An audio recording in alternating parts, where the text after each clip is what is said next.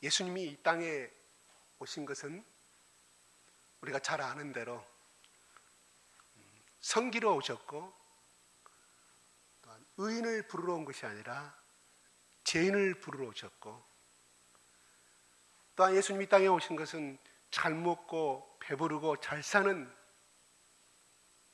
사람들을 위해서 온 게 아니라 이 땅에 소외받고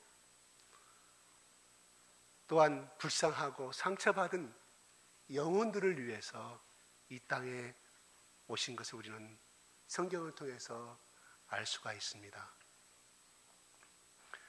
그러므로 예수님은 이 땅에 오심의 목적과 분명한 이 땅에 보내신 그 아버지 하나님의 뜻을 처음부터 끝까지 십자가상의 마지막 죽은 숨을 거두는 그 순간까지 예수님은 항상 그 뜻에 순종하고자 또한 그 뜻을 실천하고 삶을 살아갔던 것을 우리는 배웠습니다. 그렇기 때문에 예수님은 이 땅에 오신 것은 이 땅의 모든 사람들에게 통해서 영광받고 그들에게 칭찬받고 오시지 않았기에, 그들이 어떠한 것을 행하다 할지라도 그들에 대응하지 아니하고 오직 하나님이 주신 그 길만을 따라가신 삶을 우리는 배웠습니다. 오늘 말씀에서 본문의 말씀은 예수님이 유대인의 3대 명절 중에 하나인 초막절, 그것도 처음부터 올라가신 것이 아니라 초막절은 8일간 시행이 되는데 중간에 올라가셨다고 따져볼 때 초막절이 시행한 지 약 3, 4일 정도 되지 않았을까 이렇게 추측을 한다고 그래요. 그리고 올라가셔서 일어난 사건입니다.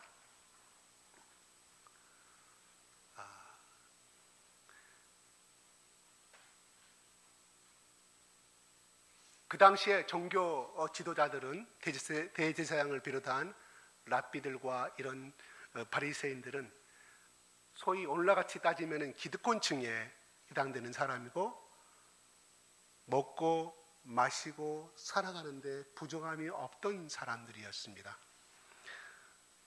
그들은 리더이기 때문에, 그것도 영적인 종교 지도자들이기 때문에 그 헐벗고 식민자에서 배고픔을 당하는 또한 아픈 사람들을 위해서 지도자로서 그들을 섬기고 그 삶을 살아가도록 앉힌 자리였지, 그들이 기득권을 누리고 그들을 억압하고 그들의 통해서 칭찬받고 하는 자리는 아니었다는 것이에요.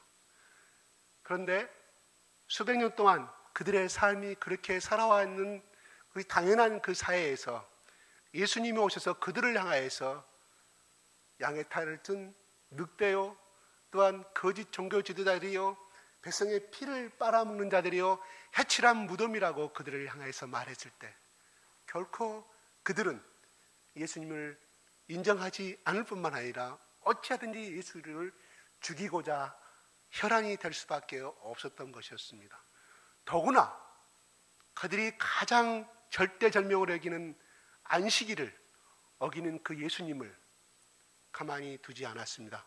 두 번째는 그가 자칭 하늘에서 온 자고 하나님께서 나를 보내신다라고 말하는 그 예수를 절대로 가만히 두지 않았습니다. 그래서 우리 이미 말씀을 봤던 알겠처럼 5장 18절의 요한복음에 그 말씀이 나오잖아요.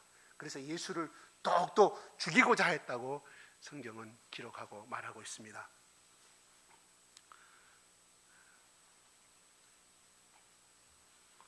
그들은 사람을 이용하였지만 우리 예수님은 그 영혼들을 섬기는 사람이었고, 참 목자는 양을 죽이지 아니하고 양을 위해서 목숨을 바치는 사람들이 참 목자라고 말합니다. 그러나 그들은 거짓 목자였기 때문에 어찌하든지 그들 앞에 그들의 이익을 위해서 살아가고 그들의 영광을 위해서 그들의 칭찬을 위해서 살아가는 그들이었습니다. 오늘 주님께서 말씀하시기를 17절에 한번 같이 한번 읽어볼까요? 17절 시작.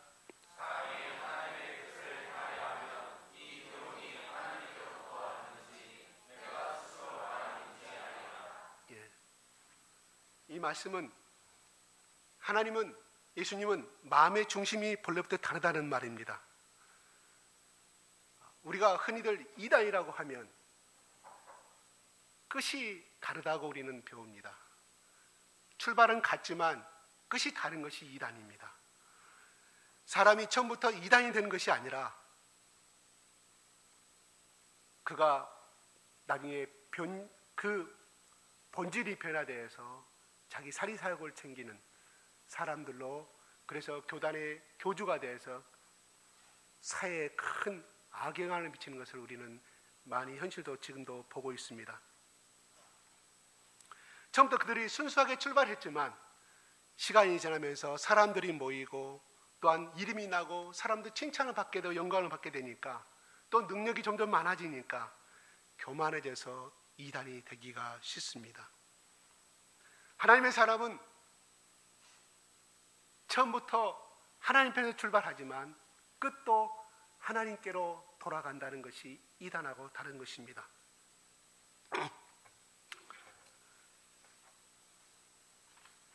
하나님 뜻은 이 땅에 인간을 살리는 것이 하나님의 일이지만 또한 그처럼 하나님의 사람들은 하나님의 뜻을 처음부터 생각하는 사람들입니다.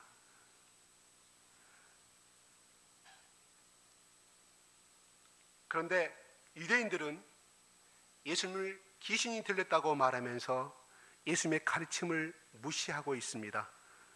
정말로 예수님은 귀신에 들린 자이며 그분의 가르침은 무식한 말에 불과한 것일까요? 예수님은 그 이유가 그들이 하나님 뜻을 행하지 않기 때문이라고 단언하십니다.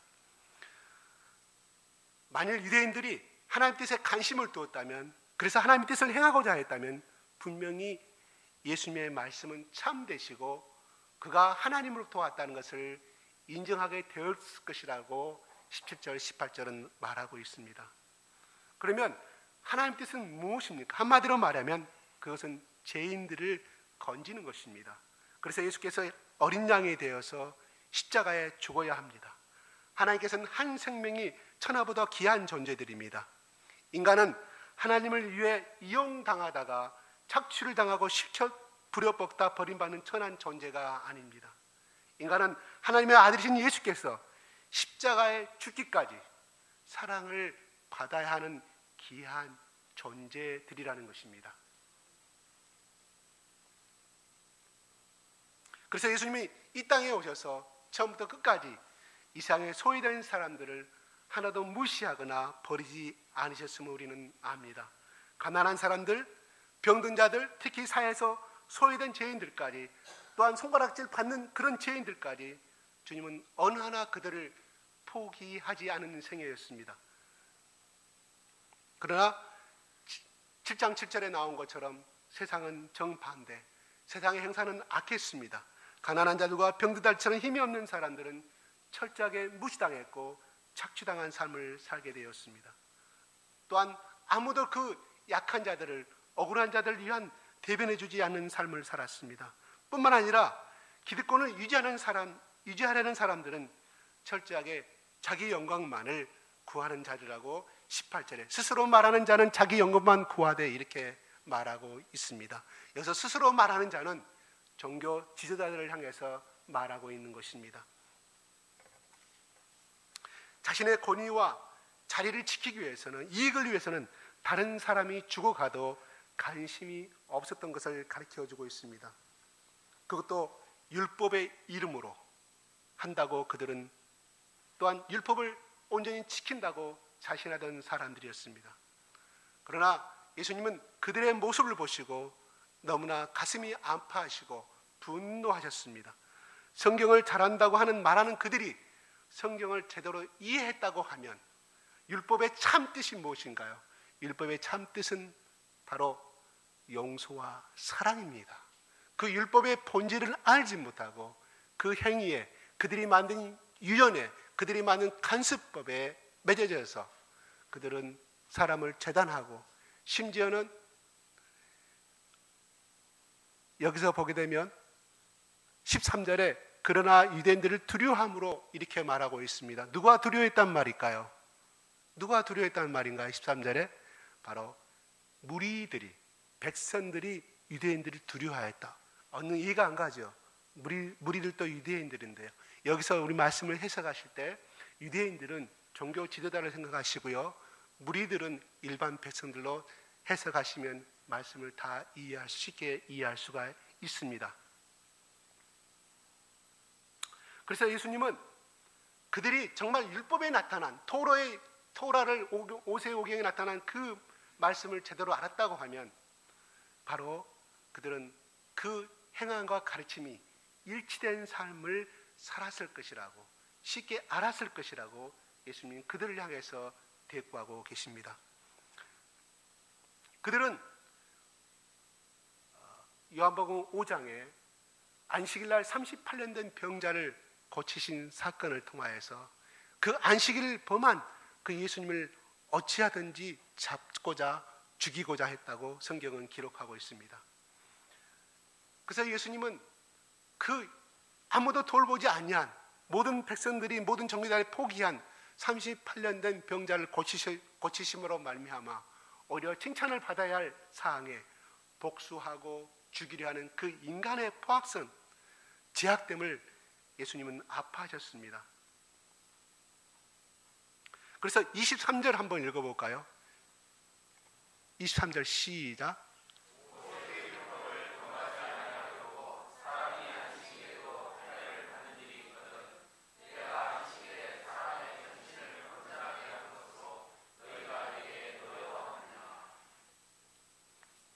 이 말씀은 모세의 율법에는 절대로 안식일을 범해서는 안 됩니다. 어떠한 일도 행해서도 안 됩니다. 그런데 창세기의 17장 아브라함이 주신 말씀, 또한 레위기 12장 3절에 주신 하나님의 말씀의 율법에는 이렇게 기록이 되어 있습니다. 나은 지 8일 만에 할례를 행하라고 되어 있습니다.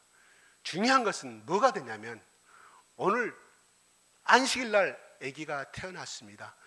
낳은 지 8일 날이 언제 되겠습니까? 그 다음 주 안식일 날이 할례를 행해야 됩니다. 그래서 유대인들 사이에 논란이 생겼습니다. 자, 안식일 날 아무것도 하지 말라고 그랬는데 이 안식일 날 8일째 된 날에 분명히 또 하나님은 그렇게 말씀하셨고 안식일을 지키라고 했는데 어느 것을 우선으로 해야 되느냐, 안식일 다음 날 9일째에 할례를 행해야 되느냐, 이런 논쟁이 있었어요. 그래서 예수님 당시 태어나기는 훨씬 이전에, 기원 전에, 몇백 년 전에 자기들이 정해놓은 것이 뭐냐면 안식일 날 할례를 행하는 것이 안식일 날 율법을 안식일 어기는 것이 아니다고 그들의 유전에 정해놨습니다. 그거를 보고 예수님께서 말씀하시는 거예요. 너희들 안식일 날 아무것도 하지 말라고 그랬는데 할례를 행하고 있지 않느냐. 이건 뭐예요? 생명을 살리는 것처럼 내가 38년 된 병자를, 그 영혼을 살리고 병을 고친 것이 뭐가 잘못된 것이냐, 본질은 같지 않느냐, 이거에 대해서 그들에게 말씀하시는 거예요. 왜 나에게 화를 내며 나를 안식일을 어겼다, 나를 죽이려 하느냐 해서 그들의 행위를 근거한, 그래서 예수님의 너희들이 하는 행위와 내가 생명을 살리는 행위와 뭐가 틀리느냐 하는 것을 말씀해 주는 겁니다. 근데 이 사건은 1년 전에 있었던 이야기거든요. 1년 전에 있었던 이야기 가지고 예수님을 계속해서 잡으려고 죽이려고 한 사건을 이야기하고 있습니다. 그들은 38년 된 병자가 어떤 모습으로 변했는지, 그가 얼마나 인간다운 삶을 누리고 있는지, 그것을 조그만 관심을 갖고 보아도 인생을 향한 하나님의 거룩한 뜻이 무엇인지를 알았을 것입니다. 그런데 그들은 이런 일을 깨닫지 못하는 것일까요? 아마 여러분들 같았다면 38년 된 병자에 서지 않을까요? 아니면 안식일에 고침을 받았다고 해서 율법을 고집 삼아서 고집하는 유대인의 편에 섰을까요? 사랑하는 우리들 한번 생각해 보겠습니다. 하나님께는 안식일보다 38년 된 병자가 더 귀한 존재였다는 것을 믿으시기를 바랍니다. 유대인들에게 38년 된 병자는 아무것도 아닐 수 있습니다. 이름도 나타나지 아니합니다. 정말 보잘것없는 사람이에요. 가난한 사람입니다. 가족들까지도 정말 내뱉음 받은 사람이었습니다. 사실 그가 질병으로 살다 이름이 없이 죽어가든 또한 고침을 받아 새로운 삶을 살다가 가든 그 유대인들에게는 아무런 영향을 미치지 못한 사건입니다.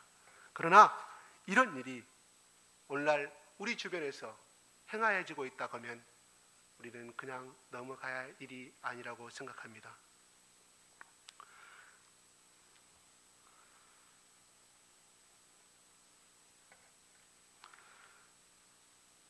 (38년간) 병에 있던 사람이 고침을 받았다고 해서 혜택을 받을 사람이 누가 있겠습니까?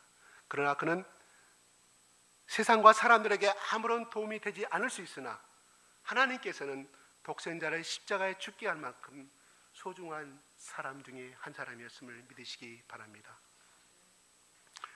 그래서 교회와 세상은 인간의 예적인 능력과 재산 정도에 따라 판단받는 것이 아니라 십자가의 눈으로 인간을 보아야 하는 것이 오늘날 우리 크리스찬들의 사명이요 의무로 생각합니다. 사람들은 사람의 가르침이 하나님께로부터 온 것인지 아닌지를 구별하지 못했습니다.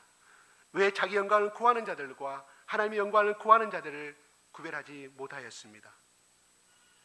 성경의 진리와 거짓을 구별하지 못하였습니다. 17절 다시 한번 읽어볼까요? 시작.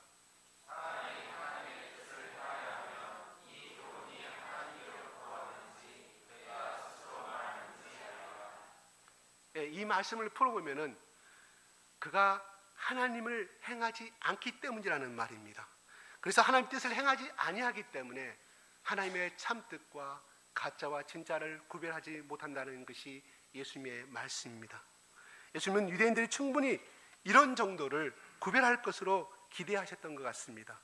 예수께서 38년 병자를 고친 것이 자기의 영광을 위한 것인지 아니면 하나님의 영광을 위한 것인지는 그들은 분별해 주기를 바라했습니다. 그런데 그들은 생각은 달랐습니다.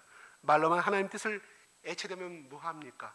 자기를 위하여 하나님 뜻을 이용한다면 그것은 진정한 하나님 뜻이 될까요? 자기가 하나님을 통해 부자가 되어보려고 하는 사람들은 축복만 말하는 곳을 찾아갈 것입니다. 자기가 무슨 신령한 은사를 받은 것처럼 하나님과의 특별한 관계를 추구하는 사람은 신비한 말과 신비한 행사를 하는 곳만 찾아다닐 것입니다. 병고침에 관심이 많은 사람은 신앙까지도 그런 곳으로만 쫓아다니는 신앙으로, 편했던 신앙으로 나가기가 싫습니다. 그래서 주변에 보게 되면 그가 신령한 은사를 말하고 신령한 꿈을 말하고 하나님 뜻을 분별하는 그 은사를 받고 또한 병고침의 은사를 받았다 할지라도 그 사람의 인격이 변화되지 아니하므로 얼마나 많은 사람들에게 상처를 주고 아픔을 주는지 저는 자주 보게 됩니다. 하나님께서 원하신 것은 우리에게 특별한 능력을 받기를 원하실까요? 그것보다는 하나님과의 인격적인 교제를 갖고 인격적인 교제를 나누고 그를 통하여 하나님의 영광이 드러나며 정말 예수님처럼 작은 보잘것없는 이 38년 된 병자를 향한 그런 영혼들을 향해서 아파하는 마음을 가지고 예수님의 사랑을 실천하는 사람을 더 기뻐하실까요? 우리는 이 후자의 사람이 되시기를 주님의 이름으로 부탁드립니다. 진정으로 하나님 뜻이 이루어지는 것에는 절대로 인간의 영광을 구하지 아니합니다. 오직 하나님의 영광과 뜻만을 구할 뿐입니다. 그래서 하나님의 뜻은 하나님의 영광과 반드시 뗄 수 없는 불가분의 관계가 있습니다. 하나님 뜻은 부자가 되는 곳에만 있지 않습니다. 하나님 뜻은 신비한 체험을 하는 신령하다고 생각되는 곳에만 있지 아니합니다. 하나님의 뜻은 병고침을 위한 곳에만 있지 아니합니다. 물론 이런 곳에도 분명히 하나님의 뜻이 나타나고 하나님의 영광이 나타나는 것은 확실한 사실입니다. 그러나 중요한 건 사람들이 그런 것을 이용하여 그것을 자기들의 손에 집어넣어 사람들을 이용하려 하기 때문에 하나님의 영광이 가려지게 되고 사람들로부터, 너무 그렇지 않은 사람들로부터 예수 믿는 사람들이 욕을 받게 된다는 사실입니다.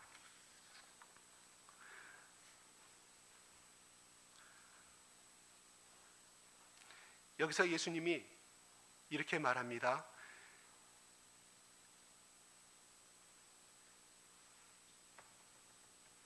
15절 한번 읽어볼까요?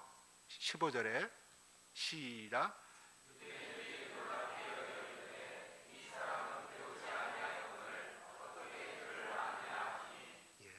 여기서 보면은 글이라 말이 나와요. 뭐냐면 히브리어는 구약은 히브리어로 기록이 되어 있습니다. BC 587년에 기원전 587년에 남유대 백성들은 바벨론의 침략을 받아서 다 포로로 잡혀가게 됩니다. 그래서 70년 동안 우리가 잘 알다시피 포로 생활하고 그들의 노예 생활을 하게 되고 그들의 언어와 문화를 습득하게 됩니다. 70년 동안 살다 보니까 거기서 태어나고 거기서 자란 모든 사람들이 나중에 돌아왔을 때 70세가 됐을 거 아니에요? 그죠? 그들이 할 수 있는 언어가 뭐 있을까요? 물론 그 중에는 부모가 히브리어를 썼기 때문에 하지만 그들은 아람어로, 바벨론 사람들이 쓴 아람어로 사용하게 됐습니다. 그들이 다시 예루살렘에 돌아와서 그때부터 아람어가 그들의 공용어가 되었다고 합니다. 학자들 말입니다. 그래서 예수님 이 당시에도 예수님이 아람어를 사용하셨고 또 이 당시에 히브리어는 종교 지도자들, 지식인들만 사용하는 고급 언어였다고 합니다. 히브리어 저도 배웠지만 상당히 어렵습니다. 어려워요.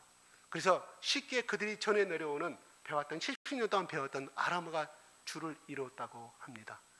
이 당시에 랍비가 되고 서기관들이 되려고 하면 정식으로 랍비 A, B, C 또한 그들이 세운 대학에서 그들이 세운 학교에서 구약의 이 토라 모세오경을 배워야 했습니다. 그런데 그 출신이 아니라는 사실에 예수님은 거기에 다녔던 기록도 없고 배우지도 않았는데 어느 날 해당에 이 예루살렘에 와서 해당에 모아놓고 해당들이 굉장히 이 성전의 뜰이 굉장히 크다고 해요. 우리 일반 축구장의 5배 정도 되는 그러니까 예수님이 어느 한 곳에서 그 말씀을 가르치고 있었다고 볼 수 있겠죠. 그래서 모세오경에 나오는 모든 말씀들을 가르치는데 마태복음 25장에 나온 것처럼 랍비와 서기관들 같지 않냐고 권위와 능력이 있었고 성령의 충만한 말씀이 있기 때문에 이 말씀이 어디에서 이것이 왔는가? 어찌하여 이 사람은 일반 저기들과 같지 않냐고 우리의 가슴에 충만한 은혜를 주는가? 많은 무리들이 감탄했다는 대목이 기록이 되어 있습니다. 그래서 이 유대인들, 다시 말해 종교 지도자들이 그거를 보고 그는 무식한 사람이고 요셉의 목수의 아들이었는데 언제 저것을 배워서 저렇게 히브리어로 모세오경을 유창하게 해석을 하는가?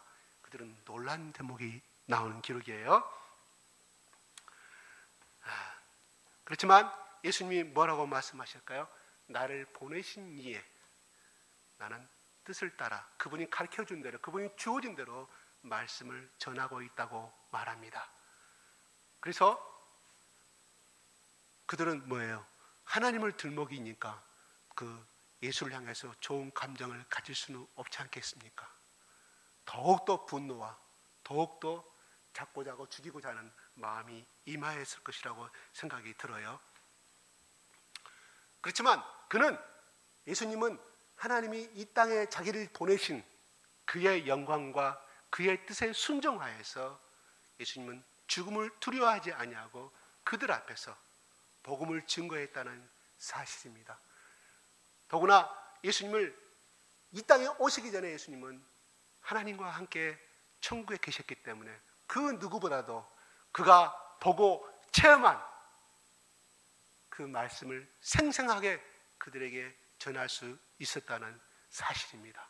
그러므로 그들은 놀랄 수밖에 없었고 인간을 만드시고 세상을 창조하신 그 예수님, 삼위일체에 같이 협력하신 그 예수님이 어찌 우리 인간의 그 말씀을 들었던 그 사람들에게 그 마음을 위로하고 그 마음을 심성을 뚫어보는 생생 있는 말씀을 전하였을 것이라고 생각이 듭니다.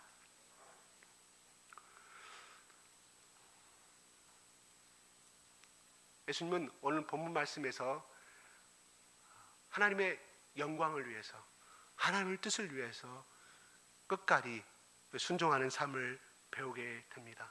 그는 자기의 영광을 구하지 아니하고 자기 뜻을 구하지 아니합니다. 우리도 이 땅에 살아가면서 우리를 통해서 나타날 것은 하나님의 영광이요 하나님의 뜻이라고 생각이 들어갑니다. 그러면서 저분이 믿는 예수는, 저분이 믿는 저 집사님 믿는 하나님은 정말 진실하신 하나님이고 참 좋으신 하나님이고 사랑이 많으신 하나님이라고 우리는 그 영광을 드러내야 될 사명과 의무가 있다는 사실입니다. 우리는 우리를 통하여서 하나님의 영광이 드러나서 또한 많은 사람들을 주님 앞으로 인도하고 그들을 영혼을 불쌍히 여기는 마음으로 이 세상을 살아가야 할 줄로 압니다. 이사야서 43장 7절에 이렇게 말합니다. 내 이름으로 불려지는 모든 자 곧 내가 내 영광을 위하여 창조한 자를 오게 하라. 그를 내가 지었고 그를 내가 만들었느니라고 말합니다. 또한 43장 1절에 21절은 이 백성은 내가 나를 위하여 지었나니 나를 찬송하게 하려 함이라고 성경은 말하고 있습니다.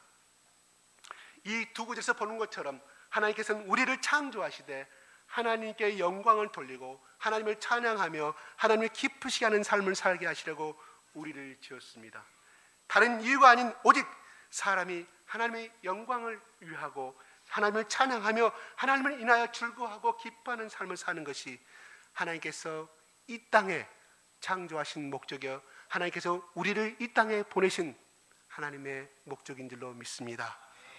그러나 인간은 죄 때문에 하나님과 사람 사이를 걸러나왔고 우리는 창조의 목적을 그 본질을 잃어버린 채 하나님의 영광보다는 내 인간적인 삶, 자기의 영광을 위하는 삶을 살고 있습니다.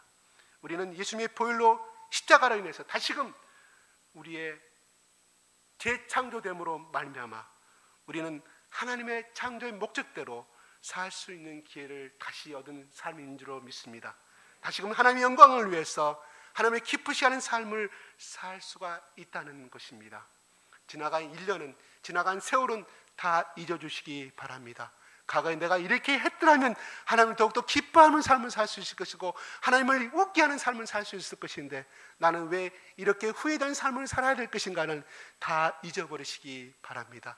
오늘 새로부터 지금부터 하나님은 이 시간에 우리를 향해서 부르십니다. 내가 너를 만드시고 너를 부르신 이유는 하나님의 영광을 위해서 하나님이 기뻐하는 삶을 살기 위해서 하나님께서 우리를 부르셨다고 말씀하고 있습니다.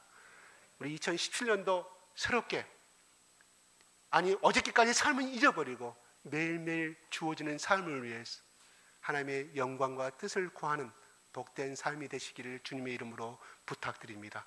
기도하겠습니다.